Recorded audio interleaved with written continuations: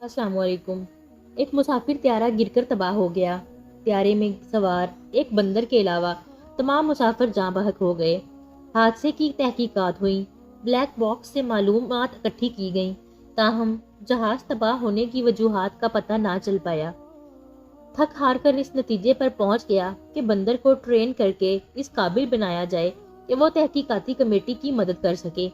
चंद हफ्तों की तगोदो के बाद बंदर इस काबिल हो गया कि इशारों की जबान में किसी भी सवाल का जवाब दे सके। तहकीकाती कमेटी के सामने बंदर को पेश किया गया।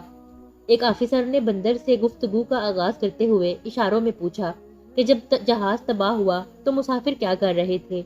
इशारों में जवाब मिला कि कुछ सो रहे थे, कुछ बातचीत में मसरूफ थे और कुछ मैगजीन वगैरह पढ़ रहे थे।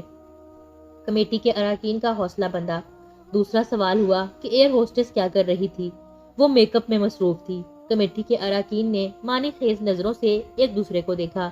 एक और सवाल हुआ, जहाज तबाह होने से पहले पायलट क्या कर रहे थे। जवाब मिला, वो सो रहे थे। तमाम अरकान शदद रह गए। कुछ लम्हों बाद एक और सवाल हुआ, आप इस वक्त क्या कर रहे थे। बंदर ने फखरिया अंदाज से मेज पे पड़ी ऐनक उठाकर पहनी, चेहरे पर कलर स्माइल बिखेरी और दबंग अंदाज में जवाब दिया कि मैं उस वक्त जहाज चला रहा था।